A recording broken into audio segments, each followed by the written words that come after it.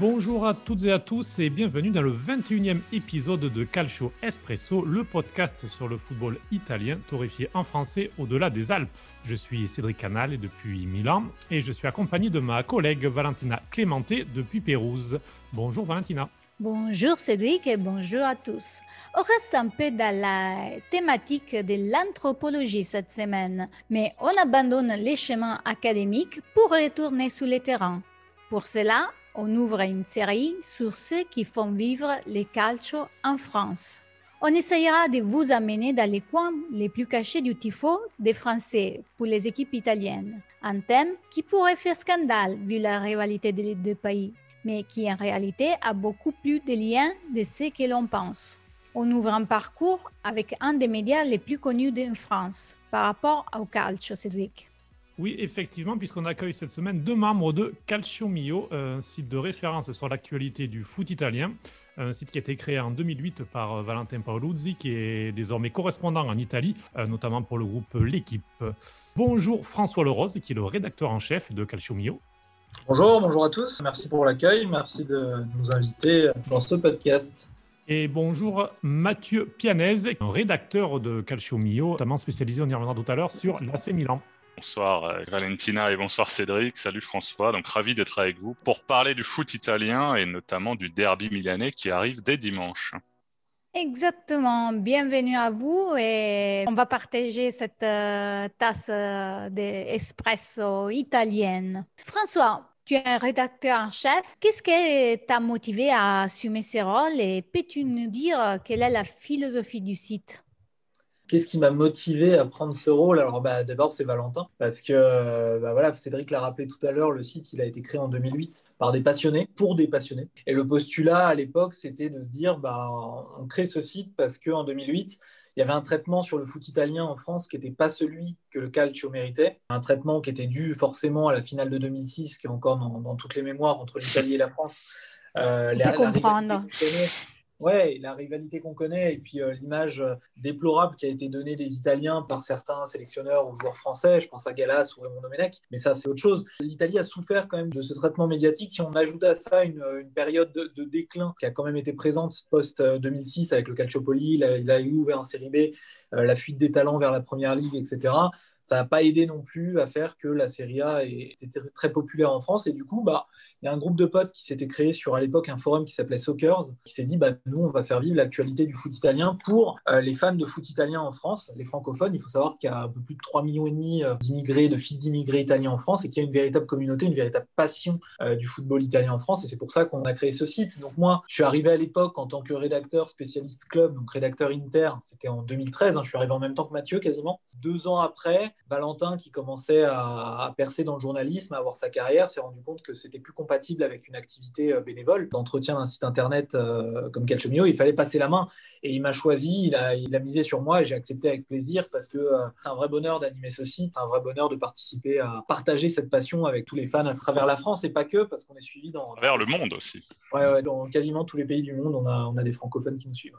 Si le contenu est très exhaustif entre la Serie A et la Nazionale, donc ce n'est pas un site fait par des journalistes, François, tu le disais, c'est fait par des passionnés. Tous les rédacteurs ont un travail ou sur l'université, enfin, ont quelque chose à côté. Mathieu, c'est toi qui es là depuis plusieurs années, François le rappelait, depuis 7-8 ans. C'est vraiment la passion qui vous réunit?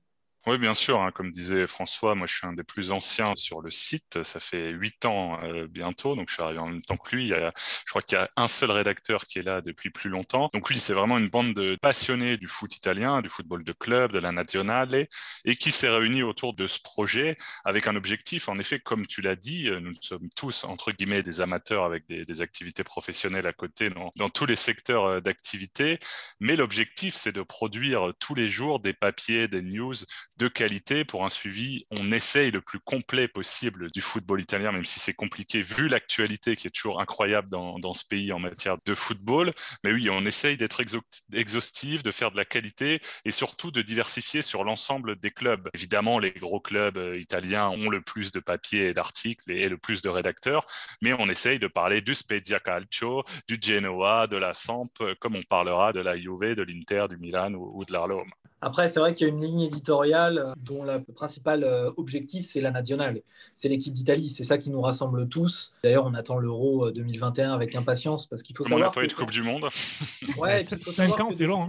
puis il faut savoir que depuis la création de Calcio Mio, il y a un peu une malédiction, quoi. C'est Euro 2008 moyen, Coupe du Monde 2010 loupé, Euro 2012 perdu en finale 4-0 face à l'Espagne, Coupe du Monde 2014 sorti en poule comme en 2010, 2018 on n'y a pas participé, on a eu juste 2016, l'Euro un peu de 2016. vibration. Voilà, et on perd la Coupe du Monde 2022, une autre issue, mais déjà cet Euro 2021, on sait que c'est un vrai tournant et on sait que ça rassemble tout le monde, peu importe les horizons et les clubs supportés, quoi.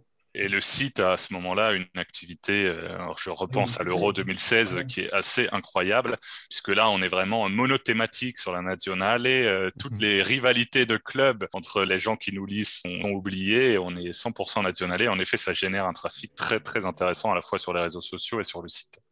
Ah, ça, c'est très intéressant parce que quand même, par exemple, les Italiens, quand ils suivent la nationale, il y a quand même toujours une division. Oui. Dans le sens que Oui. si je suis pour Napoli, je ne peux pas aimer les joueurs de la Juve qui sont dans la nationale et vice-versa. Donc, c'est très intéressant comme phénomène. Et c'est qu'est-ce qu'il devrait faire vraiment la nationale et réunir tout le monde sans distinction. Alors c'est vrai ce que tu dis, Valentina, mais prends l'exemple d'Italie-Suède à San Siro. J'étais au stade et c'était assez incroyable de voir toute l'Italie cette fois derrière son équipe. Il n'y avait plus du tout de division. On était 80 000 dans le stade, je m'en rappelle encore. C'était très difficile à la fin, mais au moment de l'hymne, il y a vraiment eu une union, une unité. Et j'ai l'impression quand même que l'Italie divisée déjà politiquement, c'est compliqué en ce moment. Et je crois que le sport leur fera du bien. Et je pense que, bon, même s'il subsistera toujours des conflits, etc., mais aujourd'hui, si on parle d'un Italien, un Italien, et il parlera de la Coupe du Monde 2006 avec passion, et il fera fi des joueurs qui ont marqué ou pas ce jour-là, d'un Materazzi, d'un Fabio Grosso, ce genre de choses. Et au final, on se rappelle que de l'équipe qui gagne. Alors en Italie, on a un avis un peu différent, mais c'est parce qu'en France, les gens qui sont immigrés italiens, fils d'immigrés, et là je parle de mon exemple personnel, on a un attachement profond à nos racines qui nous fait nous rattacher un peu à ce qui nous reste. Et ce qui nous reste, c'est le sport. Et c'est par cette passion qu'on arrive à revivre un peu nos origines, notre culture, de par nos parents, de par nos grands-parents, ce qu'ils nous racontent, que nous, on n'a pas pu connaître parce qu'on est né ici. Alors moi, je suis né en France, je suis né à Épinay-sur-Seine dans le 93, et mes parents sont des émigrés calabrais qui sont arrivés en France dans les années 60 pour travailler dans les forêts avec des bûcherons. Enfin voilà, un truc assez lunaire quand on y repense maintenant. Et il y a eu une immigration très forte dans ces années-là, et nous, ça nous permet vraiment c'est ça qui nous a rattachés à nos racines. Justement, pour revenir un peu dans l'ensemble du foot italien, comme il est aperçu en France, comment a changé, vu qu'avant, tu as dit que quand vous avez commencé, c'était pas vraiment la folie. Comment les médias parlent du foot italien maintenant en France et comment a changé au fil des années? Aujourd'hui, sur les médias italiens en France, je pense que le traitement, il n'a pas changé grand-chose. La seule chose qui a changé, c'est Cristiano Ronaldo à la Juve. Ça a été un impact incroyable en France. Mais le poids économique de la Première Ligue, et ce qui fait vendre, c'est pas la Serie A. On le voit quand on regarde un match à Gênes, quand on voit la pelouse de la Sampdoria, par exemple, qui est désastreuse, bah, ça donne pas envie, c'est sûr, de vendre le package. Malheureusement, en France, on parle souvent de l'Italie. C'est regrettable, mais c'est le jeu, j'ai envie de dire, du journalisme aujourd'hui. On parle de l'Italie quand il y a des problèmes de racisme dans le stade ou quand le petit-fils de Mussolini signale à la Lazio, alors que le gamin, il n'est pas du tout responsable de ce qu'a fait son grand Ouais. C'est frère. vrai que j'ai vu des news sur des grands sites qui ont fait des lignes là-dessus, alors que des fois, un gros match italien du dimanche soir, moi j'ai vu un super Inter-Lazio, il n'y a même pas une news push sur un site comme l'équipe, alors qu'un Southampton, Manchester City, il y aura un live Il y aura push. un article. Ouais. Voilà, donc Le des fois c'est traitement un est peu toujours gênant. plus bas. Le traitement est toujours plus bas. Quand on veut chercher foot italien, il faut descendre plus bas sur les sites Beansport, Eurosport, même s'il y a quand même la possibilité de voir les matchs. Après, il y a quand même des médias professionnels qui traitent le foot italien. Je pense à SoFoot notamment, Oui, très bien. qui fait un très bon travail avec ses rédacteurs sur le foot italien. Mais si Calcio Mio est encore là en 2021, c'est que nous considérons que le boulot n'est toujours pas fait correctement en France. Sinon, il y a Dugarry qui nous donne des lignes Ah souvent. non, non, mais Christophe Dugarry, d'ailleurs, François avait fait un édito quand il avait tenu ses propos lors du Real C'était AS Madrid Roma, Real. Roma Real. Et l'édito avait d'ailleurs été un carton et énormément relayé. Et il y a beaucoup de gens, même qui n'étaient pas fans du foot italien, qui étaient en phase avec ça, puisqu'il tenait des propos de comptoir de bar sur une grande chaîne, ce qui était vraiment ridicule, quoi. Et en plus, pas Sur du le tout. minimalisme Et sur italien. Perotti et sur le minimaliste, le jeu de la Roma, alors que en plus la Roma contre le Real, moi je me souviens d'aller-retour avait été loin d'être ridicule. Donc non, c'était ridicule. Et puis des grands commentateurs sur des grandes chaînes aussi ont tenu des propos sur le foot italien qui sont complètement à la ramasse. Après, je félicite quand même beIN Sport qui fait un suivi plutôt cohérent avec Oui, l'équipe avec Pipo Yves Genin, Genin, Greg Paisley. Greg Paisley. Ils mettent plutôt bien en avant le produit, sauf les réseaux sociaux de beIN Sport que je trouve pas forcément au niveau, mais pour le produit télévisuel, il est quand même bien traité sur beIN Sport. Bon, après, l'idée Juste, n'est pas de faire le tribunal Bien des sûr. médias, Non, des mais médias c'était français. juste non. pour Ouais. Bien rigoler. sûr, bien sûr, bien sûr. On Ouais. aime Mais bien c'est vrai que Dugarry nous, et c'était juste parce que bah, souvent Non, mais c'est ouais, lui, il fait. on peut faire le tribunal, lui, vraiment, hein, mais on pour le s'est coup. Hein. senti, en tant que tifosi, c'est vrai que quand on voit, nous qui sommes en France, par exemple, bah voilà, les gens payent quand même pour regarder les matchs à la télé, entendre pendant 90 minutes de consultants se moquer de leur pays ou de leur club. C'est toujours dérangeant, c'est toujours gênant, et je pense que les gens méritent un peu plus de respect. Et c'était ce que j'avais dit dans mon édito, tout simplement, de respecter les gens qui payent, Et un peu quand on en plus fait de les salaires qualité de ces. dans les commentaires, quoi, aussi, Voilà. Il y avec avait eu aussi, l'argumentation. dans le même genre, je me rappelle d'une émission sur RMC Sport où ça comparait les joueurs de la Juve et de Monaco à l'époque. Ça faisait des comparatifs, ça dénigrait les joueurs de la Juve d'une force, et au final, la Juve avait sorti le Monaco de Kylian Mbappé sans sourciller. C'est terrifiant de voir, parce que c'est ces gens-là qui véhiculent après la culture foot dans notre pays. Donc c'est eux qui éduquent, mine de rien, par leurs émissions, et ils savent qu'ils sont lus, écoutés, et je trouve ça dommage de ne pas avoir un traitement identique en fonction du pays dont on parle, quoi. J'ai réussi à Mais bon, créer c'est la comme ça. première polémique, Cédric. Et ça, c'est bien. Exactement. Je vais tenter la seconde. Mathieu, tu as glissé ce mot réseaux sociaux. Alors, lorsque le site a été créé en 2008, on était loin de l'engouement des réseaux sociaux actuels. Alors, à Calcio Mio, comment vous gérez ça et quel est le poids par rapport à la création de vos contenus? Est-ce que vous y pensez? Est-ce que c'est quelque chose qui est intégré? C'est une très bonne question et je pense que François, on en a parlé énormément en interne sur les réseaux sociaux. C'est un vrai débat aussi pour nous à la rédaction de Calcio Mio. Moi, mon avis sur les réseaux sociaux, j'avoue que je suis un grand utilisateur de Twitter. J'ai pas de mal à le dire, mais je trouve que c'est un vrai danger et ça biaise énormément les analyses. Les attaques sont parfois violentes. Moi-même, là, récemment, j'ai fait une petite saturation des réseaux sociaux suite à un papier qu'on avait fait sur le site, les réactions et tout, j'avais trouvé ça très violent, très disproportionné. Il y a un excès incroyable, c'est pas contrôlé. Sur Twitter, on peut se faire aligner, peu importe la thématique de la société, en 2 secondes. Enfin, je trouve ça effrayant. Nous, de base, ouais, sur le site, on n'était pas trop réseaux sociaux. On a vraiment lancé la page Facebook en mode vraiment à fond sur l'Euro 2016 et ça a très bien marché puisqu'on a pris énormément d'abonnés dessus. Mais on mettra jamais la priorité aux réseaux sociaux. François me complétera. Ça sera toujours le site avant tout, puisqu'on est identifié comme un site et pas comme une page Twitter ou une page Facebook. C'est pour ça que certains ont essayé de nous concurrencer à la fois sur le site et sur les réseaux sociaux, mais se sont vite rendus compte que la masse de travail à fournir au quotidien était colossale. Donc voilà, mais il faut vraiment, je pense, se méfier des réseaux sociaux. Nous, on n'en fait pas notre priorité. On essaie d'être visible quand même et en phase avec le monde en 2021.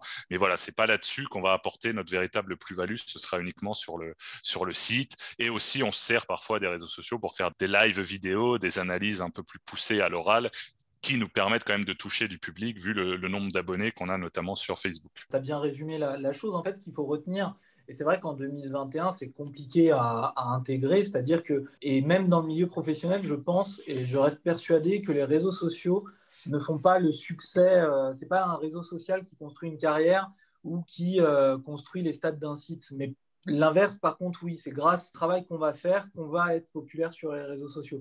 Moi, je vois plus le côté inverse. Sur Calcio, comme tu l'as dit, Cédric, à l'époque, en 2008, Facebook existait depuis un an. Calcio n'était pas présent sur les réseaux sociaux et tous nos lecteurs aujourd'hui ne vont pas sur Calcio via les réseaux sociaux. Ils ont l'application, ils ont le raccourci sur leur téléphone.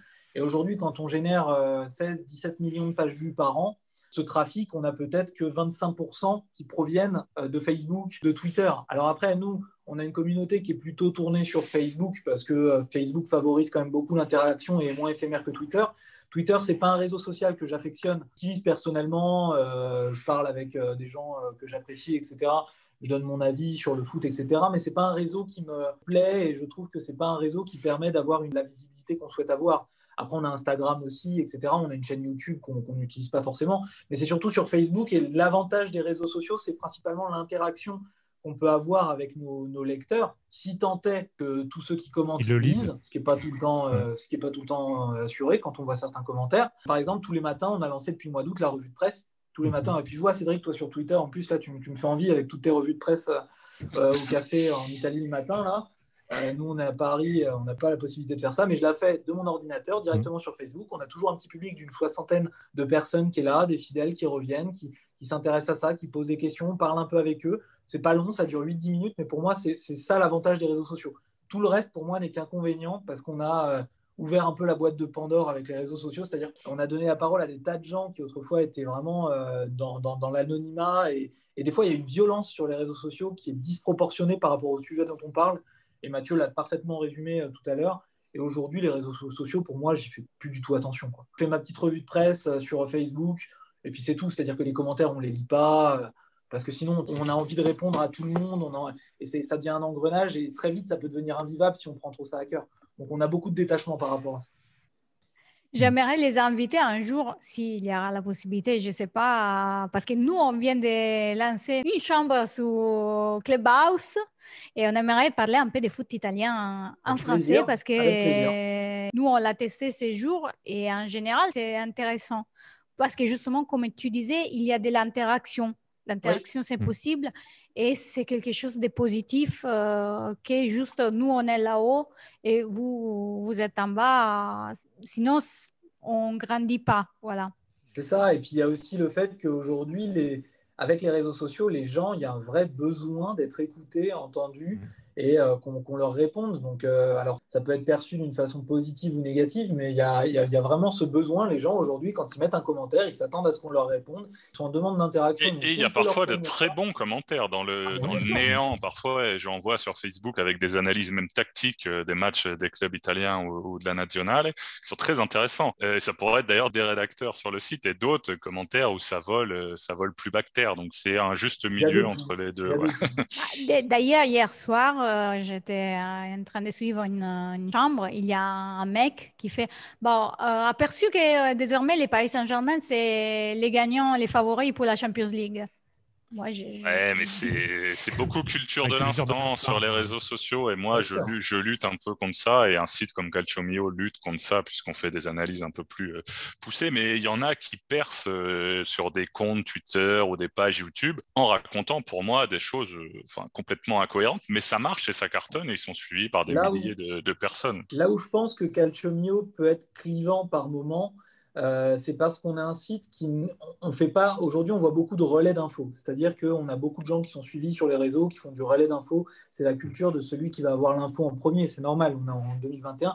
Nous, on fait plus des choses, on donne nos avis. On essaye de faire des hypothèses, on essaye de développer une analyse construite. Des fois, on se trompe, des fois, on a raison. Mais je pense que ça, des fois, ça perturbe aussi un peu les gens. On n'a plus l'habitude de prendre du temps. Oui, pour se poser et analyser. Du temps pour analyser les choses et de dire, moi je sais, par exemple, pendant longtemps, j'ai eu le postulat de dire, de par les éléments que j'avais au moment où on parlait de Serie A, je disais, le Milan AC est en tête du classement. Pour moi, par rapport à l'effectif, par rapport à la situation, je me disais, ils ne vont pas rester leaders et d'ici fin janvier, ils ne seront plus leaders. Je me suis trompé puisque fin janvier, ils étaient leaders. Mais là, ils ne le sont plus, mais c'est un ou deux points. Non, mais c'est normal, sur le Milan, tu te trompes, François. Non, mais honnêtement, je les voyais fin janvier beaucoup plus bas qu'ils ne le sont actuellement. Je me suis trompé et tout de suite, les gens viennent te voir en disant « Ouais, tu dis n'importe quoi ». Mais non, mais la réalité, c'est qu'on produit des analyses. C'est-à-dire que si on est juste des flux RSS d'actualité, vous allez sur Google et vous trouvez ce que vous avez envie. Il n'y a pas besoin de Calcio Mio pour ça. Donc, les gens qui viennent nous lire viennent aussi nous lire pour les analyses, les projections qu'on peut faire. Et puis après, on est d'accord, on n'est pas d'accord, ça nourrit le débat. C'est tout. Ouais. Tout en gardant évidemment un volet news parce qu'il faut aussi qu'on colle à l'actualité du championnat et de l'équipe d'Italie. Si on faisait que de l'analyse, on serait aussi un peu en déconnexion avec la réalité. Bien sûr. Justement, vu qu'on parlait du Milan, on passe au derby. Ah. On vous a invité pour ça, non? C'est vrai, c'est Donc, vrai, c'est vrai, c'est vrai qu'il y a un très gros match dimanche. ici, on ne se cache pas parce que moi, je suis pour le Napoli et c'est pour l'Inter. Mais ça ne nous empêche pas d'être objectifs et de parler de nos Bien clubs sûr, comme vous, que vous bien êtes sûr. justement Mathieu et toi milaniste et François interiste. Mm. Un derby avec les deux équipes aux deux premières places. L'Inter vient de prendre la tête avec un point d'avance sur le Milan. Est-ce que c'est les derbys les plus attendus depuis des années, peut-être depuis 10 ans? De mon point de vue, ouais, je reviens juste sur ce que tu as dit, Valentina. Je ne connais pas de toute façon de passionnés de football qui ne supportent pas un club, hein. Ça n'existe pas, je pense. Tous les passionnés, si vous en faites parfois vos métiers, journalistes sportifs, tout le monde supporte un club. Oui, Et Et oui, souvent, ce il faut les derby, cacher. Le problème, c'est ça. bah ouais, mais bon, Surtout en moi, France. tout le Il y monde a le sait, peut-être hein, de toute façon. peut-être une différence. En France, oui. le journaliste est moins supporter. Il doit En se cacher, Espagne, alors en qu'en Italie, Argentine, en voilà, dans Italie, les pays ils sont. latins, c'est Ah beaucoup ouais, plus dans ces ouvert. pays-là, On avoue un peu plus dans les pays latins ce c'est côté, vrai, il y a voilà, une on est pour un culture club. aussi. Ouais. Mm. C'est le derby le plus attendu de ces 10 dernières années parce que on a rarement eu le Milan et l'Inter au top au même moment ces derniers temps. L'Inter un peu plus parce qu'ils se montraient un peu plus là sur ces 2, 3 dernières années où ils ont réussi à rejoindre la Champions League, là où Milan, eux, tombaient plutôt en déclin. Et puis là, bon, bah, cette année, en plus, il y a quand même des figures assez intéressantes, hein, que ce soit Ibrahimovic, Lukaku de l'autre côté. Il y a des duels à tous les étages. Je pense à Tonali qui a rejoint le Milan, ça a fait le buzz. Il y a Théo Hernandez sur le côté gauche, il y a Hakimi de l'autre côté, côté droit. Le duel Donnarumma, Handanovic aussi sera observé. C'est vrai qu'à un point d'avance, on est phase retour de championnat. On n'est pas dans les faits éphémères qu'on a pu voir les dernières années où on voyait l'Inter truster la tête du classement puis s'écrouler après. Là, on a vraiment deux équipes qui ont l'air solides. Et ouais, comme tu l'as dit, ça fait, je crois, 9 ou 10 ans. Je crois que c'était une victoire du Milan 3-0 à l'époque en 10 ans, 2010-2011. j'y étais, François. Ah bah voilà. C'était il y a 3-0, c'était quoi? C'était Et Niang. doublé de Pato, but de Cassano, 80 000 personnes en folie dans le Ah stade, non, je confonds. l'année du Ah, dernier je confonds. Scudetto. C'était Ah, je incroyable. confonds avec le 3-0 de 2016 avec De Jong et Niang, je confonds. Et le poteau Oui, d'Icardi, ouais. c'est ça, Et à l'époque, je crois que ce 3-0 donnait le Scudetto au Milan et quasiment. écartait l'Inter de la course au titre. Donc oui, oui, c'est le derby le plus attendu. Enfin pour moi. Après Mathieu, je sais pas ce que tu en penses. Bah, je suis entièrement d'accord avec toi, puisque, comme je l'ai dit, j'y étais, moi, au dernier derby avec un enjeu incroyable. J'en ai fait d'autres, hein, derrière, avec un but de De Jong, ouais, les buts de Nyang. J'étais au stade, mais celui de 2011, c'était la folie. J'étais allé un mois avant au 3-0 contre le Napoli, Valentina, où il y avait encore Edinson Cavani, Lavezzi et Marek Hamsik, et il y avait eu Ibrahimovic, Pato et Boateng qui avaient marqué. Donc l'année du Milan d'Allegri, le dernier titre en 2011. Et oui, ce match-là avait été dingue en avril et avait porté le Milan vers le dernier titre avant l'ère de la Juventus. Donc oui, dimanche, on attend un vrai choc aux deux premières places. Ça fait du bien aux deux tifosi des clubs, je pense, de revoir ça. On a beaucoup souffert de la surdomination de la Juve, qui a été à la fois méritée par l'organigramme et tout ce qui est mis en place par la Juve depuis des années maintenant, mais aussi par l'inadaptation de l'Inter et du Milan à la transition après l'ère Moratti et après l'ère Berlusconi, qui ont été assez rudes et encore plus pour le Milan que pour l'Inter. Donc là, on est très content de voir ça dimanche. Le regret, le bémol, évidemment, c'est de voir un San Siro, un Giuseppe Meazza qui sera Ouais. malheureusement vide parce que je pense que dimanche, en niveau tifo, dans les deux curvas, ça aurait été incroyable, niveau ambiance, niveau bruit. Moi, je vous dis, en 2011, j'étais sorti sur le dernier but de Cassano, le stade tremblait, c'était incroyable. Et en plus, il y avait eu l'ambiance autour de Leonardo avec le Giuda, avec la magnifique et le magnifique tifo en courva sud contre Leonardo qui allait entraîner l'Inter après avoir été à Milan. Donc non. Dommage, voilà, qu'il n'y ait Après, pas de public, mais niveau sportif, ça va être très, très intéressant. après l'autre considération, au-delà du classement, c'est aussi technique. C'est-à-dire que pendant 10 ans, là, les derbies Inter-Milan, il faut se l'avouer, c'était des purges. Oui, C'était des purges techniques, avec c'était des joueurs horrible. de second rang, hein. Voilà, et c'était vraiment moche à voir, quoi. Je me rappelle pas. Alors, il y a eu des derbies un peu plus enflammés, je pense au triplé d'Icardi, le 3-2, ce genre de choses, des derbies qui ont marqué l'histoire récente des derbies, mais globalement, je pense que sur ces 10 dernières années, on ne se rappelle pas d'un derby qui a été une explosion de football dans tous les sens. Ça a été plutôt des grosses purges avec deux clubs qui faisaient une pub quand même assez atroce pour la Serie A à travers l'Europe, parce que le derby, ça reste un des matchs les plus regardés au monde. Oui, On attend beaucoup quand même, parce qu'il y a du potentiel technique à tous les niveaux, que ce soit en défense, au milieu, en attaque. En plus, là, il y a le retour Lukaku-Ibra après la Rix en Coupe d'Italie, donc on a vraiment envie de voir ce duel. Le retour d'Eriksen, du côté du Milan, On a Benasser qui est revenu. Enfin, il y a des vrais enjeux. Et puis, ces deux clubs qui ont 18 Scudetti, un des deux clubs pourrait passer devant l'autre à la fin de la saison. Donc, il y a une vraie rivalité là. Mathieu, après des années difficiles, voir Milan de retour t'a surpris et comment Pioli, proche d'être viré avant la pause liée au Covid, a su reconquérir son groupe et arriver là-haut?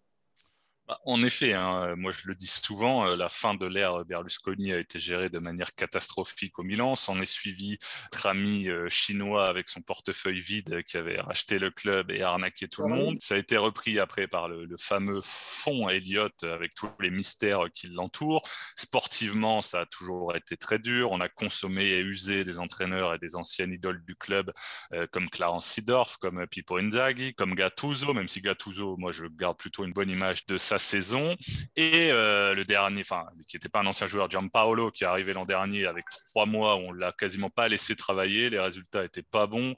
Leonardo commençait à de moins en moins s'intéresser au club et penser au PSG. Donc Pioli est arrivé avec, en plus en décembre 2019, une fessée monumentale à l'Atalanta, un 5-0, où là les tifosi milanais étaient complètement au bout du rouleau. On sortait de longues années de marasme, mais là on prenait encore un coup sur la tête avec le club justement qui travaillait bien à l'Atalanta ces derniers temps. Et à partir de février, juste avant le confinement, février-mars, il y a eu les arrivées de Zlatan Ibrahimovic, de Simon Kjær. L'équipe a retrouvé une certaine assise en 4-2-3-1 avec un duo devant la défense Benasser-Kessié qui a pris de l'ampleur, Zlatan qui a importé son charisme et ses buts, Simon Kjær derrière solide, et surtout Pioli a une écoute et une aura auprès de son groupe qui est assez incroyable, et s'en est suivi la série monumentale sans défaite entre la défaite début mars au Genoa et la défaite face à la Juve. Je compte pas le match en Europa League contre Lille, mais là je parle uniquement du championnat où il y a eu une série de plus de 20 matchs sans défaite, avec un Milan leader en Serie A, ce qui n'était plus arrivé depuis très longtemps, et surtout avec un jeu produit que je trouvais très moderne, avec beaucoup de verticalité, des ailiers qui faisaient du jeu, un Hakan Çalhanoğlu incroyable, un Zlatan incroyable, mais un Milan qui a su aussi jouer sans Zlatan, puisqu'il a quand même eu des blessures et le Covid, et Pioli a vraiment redonné une vraie âme au Milan, et je pense qu'en plus, si les stades étaient ouverts, on tournerait à une moyenne de 60 000 tifosi au stade à San Siro, donc il y a une vraie dynamique. Après, les tifosi, je pense qu'il faut quand même qu'on reste vigilant, parce qu'on sort de trop longues années de purge et de douleur pour ne pas s'enflammer. Déjà, moi, je ne parle pas de Scudetto cette année. Franchement, s'il y a un top 4 et que Milan retrouve la Champions League, qui est fondamentale, encore plus avec cette période Covid où les clubs auront besoin de rentrée d'argent, et les droits TV de l'UEFA, on le sait, ils sont quand même colossaux et indispensables pour faire du recrutement et bâtir une équipe. Donc moi, je vise le top 4. S'il y a le titre au bout, on dressera une couronne à Pioli devant El Duomo à Milan. Voilà, mais moi, j'aimais déjà ce coach quand il était à Bologna et à la Lazio. À la Fiorentina, ça s'est bien passé au début. Après, avec la dramatique histoire Astori, ça a été plus compliqué sur la fin. Mais moi, j'ai toujours bien aimé ce coach. Son passage à l'Inter, bon, c'était aussi sans plus, mais il était vraiment que de passage quelques mois. Donc, ce qu'il faisait à Bologna et à la Lazio dans le jeu, j'aimais bien. Donc, je retrouve un peu ces préceptes-là à Milan, en espérant que le faux pas la semaine dernière à Spezia soit juste passager. François, l'Inter est en phase ascendante depuis 4 ans à peu près. Il y a eu le cycle Spalletti qui a permis de stabiliser le tout avec 2 qualifications en Ligue des Champions consécutives. Puis le passage avec Conte pour passer une étape. Ça semble plutôt bon au niveau des résultats, même s'il y a cet accro de Ligue des Champions cette saison avec cette élimination. Mais surtout, il y a beaucoup de Conte out. Un mouvement qui demande le départ de l'entraîneur de l'Inter, qu'on voit en Italie, qu'on voit aussi pas mal en France. Toi, François, je crois que tu n'en fais pas vraiment partie, mais qu'est-ce que tu en penses du bilan de Conte, du travail de Conte, parce qu'on sait que c'est un entraîneur qui est clivant, il est assez extrémiste dans ses idées, dans son discours, avec les joueurs. Il y a son passé, bien sûr, d'ancienne bandiera de la Juve qui joue aussi. Alors, qu'est-ce que tu penses de ce procès ? Je trouve ça un peu débile parce que quand on est supporter de l'Inter, je pense que ces gens qui crient le Conte out, c'est les mêmes qui ont adulé Ibrahimovic ou Patrick Vieira quand ils sont arrivés à l'Inter, quoi. C'était des joueurs de la Juve avant. Conte, il s'est engagé dans un projet, et à partir du moment où la personne, le coach, quand il s'engage dans le club, montre son attachement au club par ses actes, par ses déclarations, par son jeu aussi, par ce qu'il essaie de mettre en place, je pense qu'il faut respecter ça. Conte, c'est un entraîneur qui a des idées de jeu, qui a son identité qui lui est propre. Et souvent, Mais les gens sont jamais contents. C'est-à-dire que souvent, quand un entraîneur ne brusque rien, ne change rien, on se dit il pourrait changer des trucs, passer une défense à 4, passer une défense à 3. Conte, il est arrivé, on connaît sa tactique, c'est son identité de jeu. Et jouer avec un 3-5-2, c'était ce qu'il voulait. C'est-à-dire qu'il a été beaucoup dans une dynamique avec le club. Le procès de Conte, en fait, moi, j'y participe pas parce que je pense que c'est supporter, hein, c'est un milieu de passionnés. Donc, Conte, c'est un ancien de la Juve. Mais ça s'est jamais vraiment très, très, très, très bien passé avec la Juve. On se rappelle comment ça s'est fini. On a vu la dispute avec Agnelli à la sortie du match de Coupe d'Italie. Conte, c'est quelqu'un qui a une identité de jeu, qui a des préceptes, qui a des convictions. Et c'est quelque chose, je pense, qu'il faut respecter. À l'Inter, on a beaucoup manqué au club, justement, de conviction, d'attachement au club, d'identité. On parlait de Spalletti tout à l'heure. Spalletti, ça a été le premier à arriver et à remettre un peu de l'ordre. C'est-à-dire que quand des tifosi en pré-saison insultaient un Andrea Ranocchia qui a porté quand même l'Inter dans les pires années de son existence et qui s'est quand même ruiné sa carrière en restant au club, Spalletti les a recadrés. Quand à un moment Spalletti a géré le cas Icardi, il a bien fait comprendre que le club était au-dessus de tout. Et quand un Conte arrive, il a fait passer un cap au club sportivement, parce que pour moi, on ne s'est jamais autant régalé ces 10 dernières années qu'avec Conte, même si tout n'est pas parfait. Je pense que les gens oublient beaucoup le parcours, c'est-à-dire que Spalletti, à un point près, à 6 minutes près, l'Inter ne se qualifiait pas en Champions League avant Conte, parce qu'il y a eu ce match face à Empoli avec ce 2-1 miraculeux. Sacré match. Match incroyable d'ailleurs. Et Conte est arrivé, première année, il finit deuxième à un point de la Juve, et même si la Juve avait déjà Scudetto gagné depuis 2-3 matchs, il fait finale d'Europa League, c'est-à-dire que s'il gagne l'Europa League, ces gens qui crient Conte out, ils auraient été en train de célébrer. Donc moi, je veux bien qu'on soit par habitude et par conviction contre le fait qu'un de la Juve vienne entraîner l'Inter, mais dans ce cas-là, on doit l'appliquer à tout, c'est-à-dire on doit être contre Leonardo quand il vient entraîner l'Inter, on doit être contre Ibrahimovic, contre Vieira quand il signe à l'Inter, on doit être contre tout le monde au final. Donc moi, j'entends, mais ce que je retiens de Conte, c'est surtout quelqu'un qui a remis le club quand même sur des rails, avec un projet ambitieux qui n'a pas pu aller au bout, parce que les contraintes économiques, le Sunning n'a pas pu mettre les moyens souhaités. Après, Conte a fait des erreurs. Tu parlais, Cédric, d'Accro en Ligue des Champions. On peut parler de son choix de persister avec Vidal. Mais ça, pour moi, ça fait partie des convictions d'un coach. Et je préfère avoir un coach avec des convictions qui se trompent et qui après corrige ses erreurs, plutôt qu'un coach sans identité, assez fade, et on en a vu passer par le passé à l'Inter. Pour moi, Conte, aujourd'hui, j'ai pas honte de le dire, je trouve qu'il est plus interiste que certains interistes qui aujourd'hui font les observateurs à la télévision. Je pense à Bergomi, par exemple. Pas dire de nom, mais bon. Non, il est très interiste. Oui, Bergomi, c'est l'ancien capitaine, mais dans les déclarations, etc., c'est là que tu dois voir. Sur Sky, on a l'impression que parfois que Costa Curta est plus interiste que Bergomi, donc c'est assez perturbant. Oui, même Ambrosini, c'est incroyable. C'est vrai. Et Billy, on sent pas trop le Milanais des fois. Hein. Non, il est très équilibré. Hein, Non, et puis après, il y a l'amour du jeu. Je sais pas, quand tu as l'opportunité aujourd'hui d'avoir un Antonio Conte à l'Inter, tu prends, quoi. Faut pas oublier que l'Inter a eu Stramaccioni, a eu Franck de Boer, a eu un Pioli qui n'a pas réussi, a eu un intérim avec joint de Pioli qui a pris sa succession. J'ai oublié son nom. Vecchi. Vecchi. Comme Milan, Mathieu nous parlait tout à l'heure des coachs qu'il a vu passer à Milan. Qu'on se plaigne d'avoir un Antonio Conte à l'Inter, je trouve que c'est un peu l'hôpital qui se moque de la charité, quoi. Justement, on passe aux tifosi, puis on va en parler. De toute façon, on était entre anciennes supporters, pas coach, voilà. Mais on passe au peuple. Et donc, parlez-nous des différences qu'il y a entre les tifosi de l'Inter et ceux de Milan.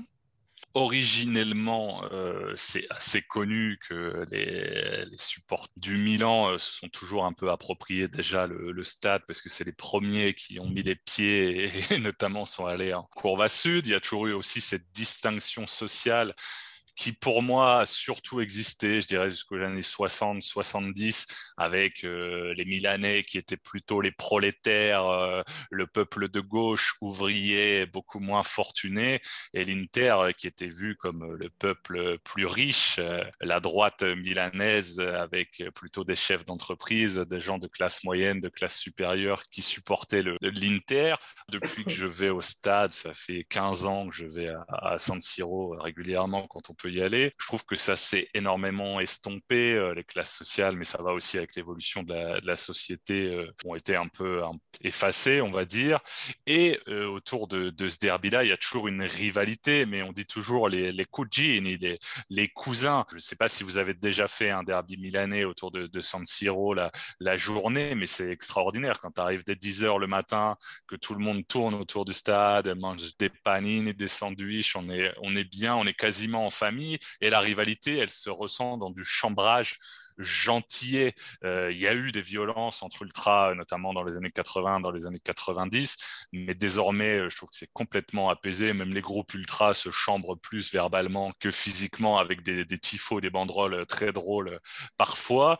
Et c'est au contraire du derby romain. Et encore, ça s'est calmé sur les violences ces dernières années avec les décisions du préfet de faire ça l'après-midi et puis de limiter le stade. C'est bon enfant. Moi, j'ai jamais vu la moindre violence. J'ai fait 5 ou 6 derbies entre les deux Curva ou entre les deux Tifozieri. Donc, c'est un peu les origines du derby, c'est ça. Mais maintenant, je trouve que ça s'est vraiment estompé et qu'on est plus sur un foot moderne avec deux peuples qui sont toujours aussi passionnés, mais moins dans l'extrême des classes sociales comme ça pouvait l'être originellement. Moi, si je devrais parler des tifosi, que ce soit interistes ou milanistes, j'ai l'impression que le tifoso milaniste, c'est un nostalgique.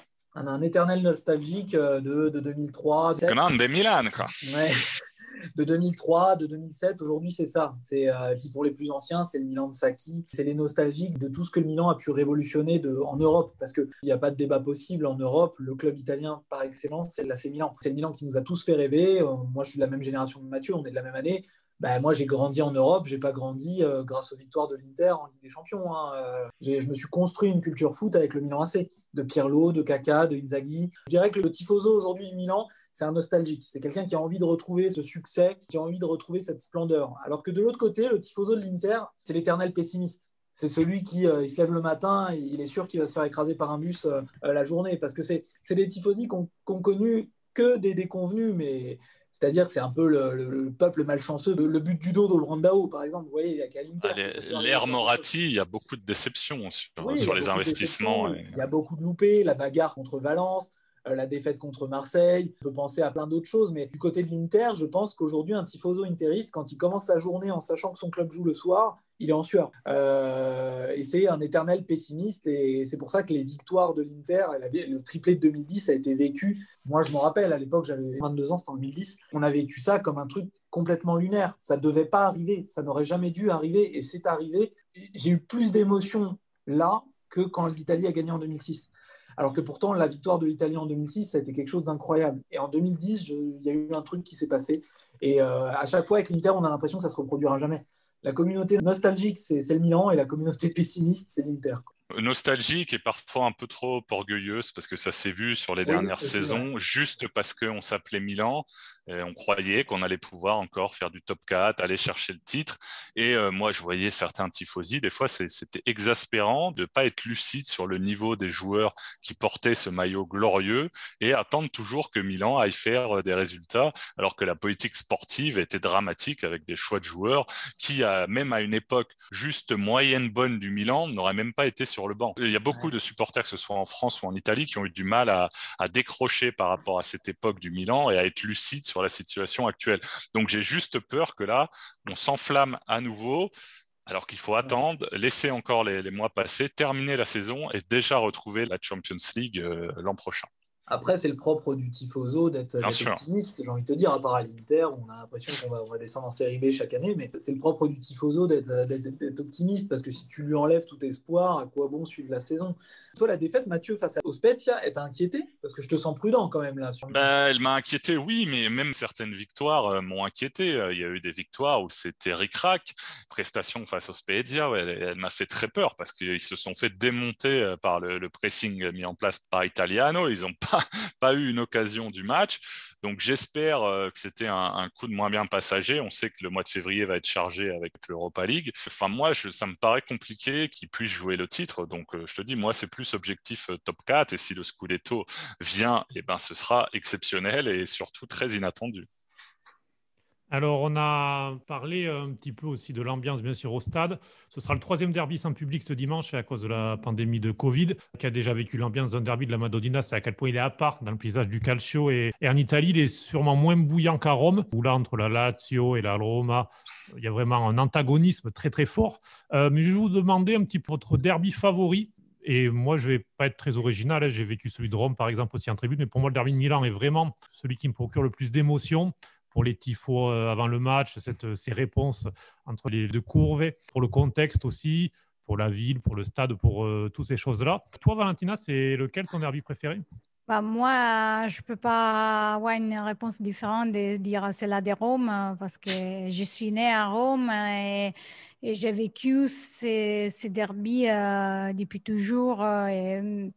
Pour moi, le foot, c'était l'ambiance du stade olympique, surtout quand il joue la Rome. Mais en général, dans les derbys, ça reste pour moi les derbys exemplaires parce qu'encore aujourd'hui, il garde ses racines, peut-être des fois un peu de façon exagérée, mais c'est ça.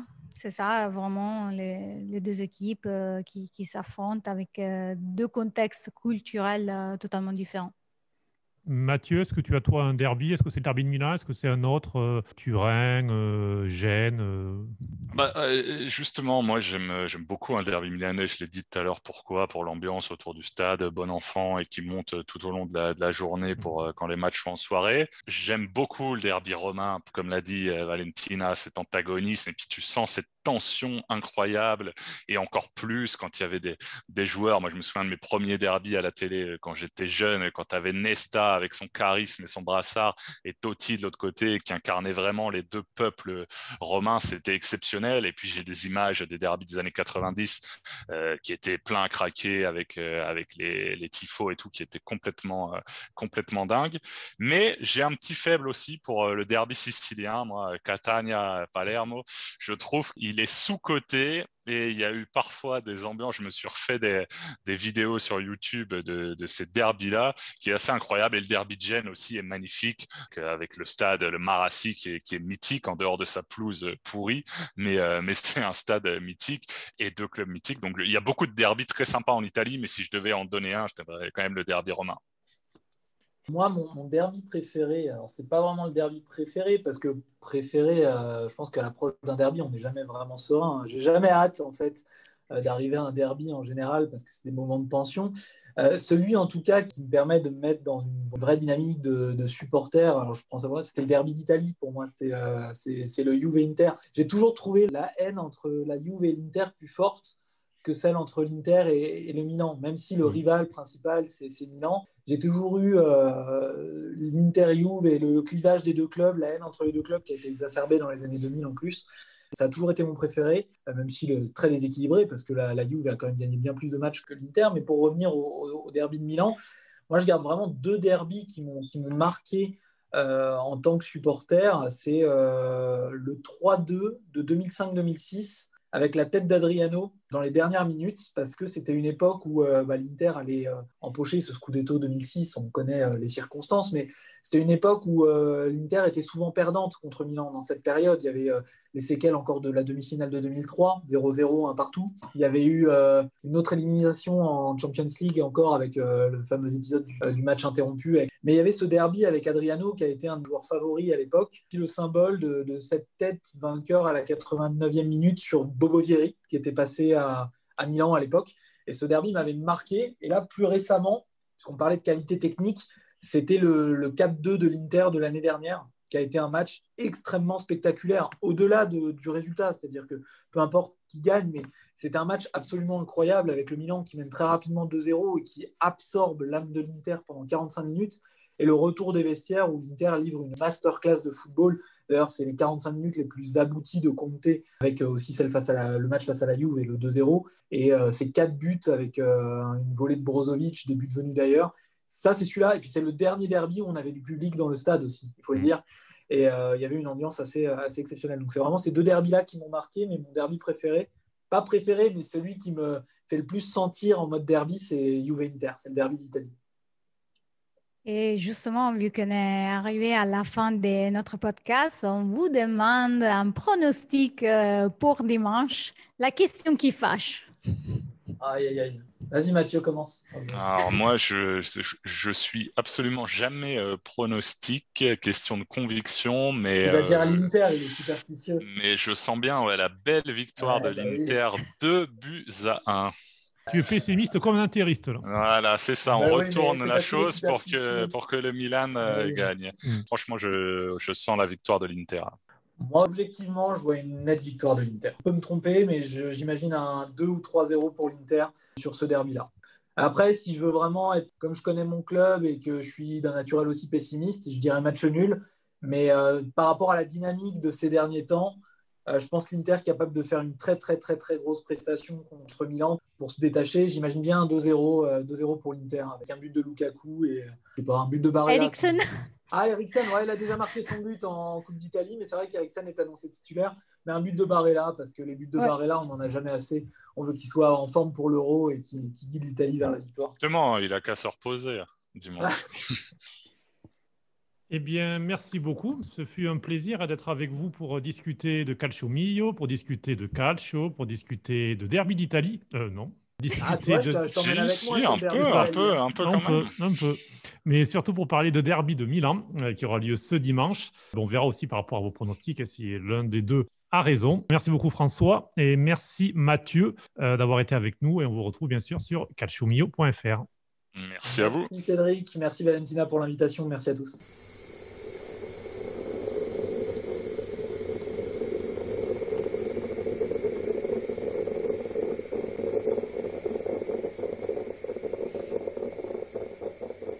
Interna per Cialanoglu, subito a cercare Leao che può andare contro D'Ambrosio, dimentica il pallone ma è più veloce Leao, il cross verso Ibrahimovic, ancora Zlatan Ibrahimovic, 1-2 micidiale del Milan, sempre con Re Zlatan, 2-0. Ottima l'apertura per Kolarov che ha grande spazio, può guardare la porta. Kolarov, l'assist per Perisic, il cross, Donnarumma e Lukaku fa 3-3 nei derby, torna in partita l'Inter con Big Rom, 2-1.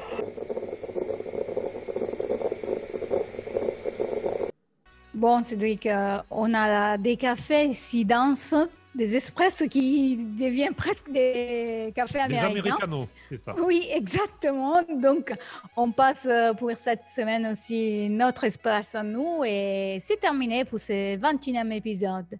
N'hésitez pas à réagir, donner votre avis, des idées, des sujets et d'inviter sur notre site calcespresso.com et par mail à contact.calcespresso@gmail.com. Et puis on se retrouve très vite pour un nouvel épisode. On devrait voyager dans le temps, mais on ne vous en dit pas plus. D'ici là, vous pouvez retrouver Calcio Espresso sur les principales plateformes Acast, Spotify, Deezer, Google Podcast, Amazon ou encore Apple Podcast. On est aussi sur YouTube, sur notre chaîne. D'ailleurs, on vous prépare une petite surprise aussi vidéo sur YouTube et Twitch. On vous annoncera cela en temps voulu et puis vous pouvez vous abonner pour ne manquer aucun numéro et puis vous pouvez aussi vous abonner à notre newsletter sur Revue. Vous pouvez nous écouter sur Radio Grande et Radio Italiana Vera les vendredis à 18h et les dimanches à 11h. La musique des génériques derrière nous est Gens is the Daybreak. Salut Cédric. Salut Valentina. Ciao, ciao. À bientôt. Ciao, ciao.